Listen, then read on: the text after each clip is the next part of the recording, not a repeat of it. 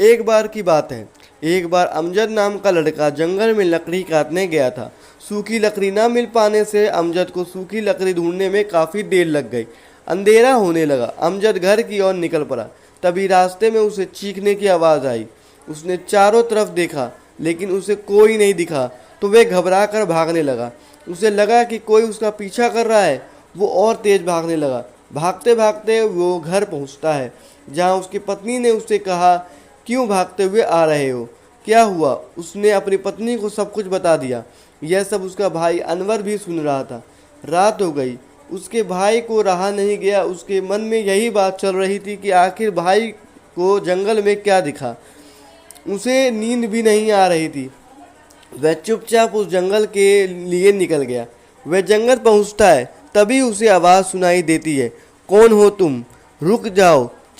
अनवर चारों तरफ देखता है लेकिन कोई नहीं दिखता है। वो अपने अपने साथ खंजर लाया होता है, वो वह निकाल लेता है।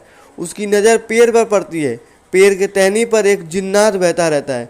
उसकी आंखें लाल होती है। अनवर देखता है और भागता है, लेकिन जिन्नात उससे पहले ही उससे आगे पहुंचकर उसके आगे खड़ा हो जाता है और एक हाथ उसके गर्दन पर मारता है और उसका गर्दन उसके बदन से अलग हो जाता है और वहीं पर अनवर की मौत हो जाती है। जिन्नात अनवर के जैसा रूप ले लेता है और घर वापस जाता है।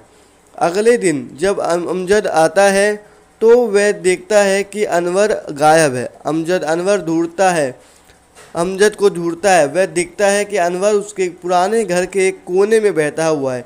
अमजद अनवर के पास जाता है और अनवर को कहता है कि यहाँ क्या कर रहे हो। अनवर गुस्से में अपने भाई को धक्का दे देता है, क्योंकि वह जिन्नात होता है।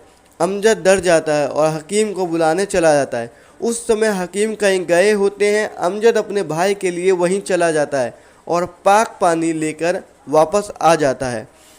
तभी वह वो देखता है कि अनवर जंगल की ओर जा रहा है। अमजद उसका पीछा करता है। पीछा करते करते अमजद जंगल के काफ़ी अंदर आ चुका होता है। तभी उसे सामने कोई पेड़ के साथ पास बैठा दिखता है। वो पास देखता है तो देखता है कि एक जिन्नात उसके भाई अनवर को खा रहा है। यह देखकर अमजद का दिल दहल जाता है और अचानक जिन्नात वहाँ से गायब हो जाता है और अमजद के पीछे आ जाता है। जिन्नात के वार करने से पहले ही अमजद हकीम के द्वारा दी गई पाक पानी जिन्नात पर फेंक देता है और जिन्नात वहीं मर जाता है। फिर अमजद अपने भाई को शरीर लेकर चला जाता है।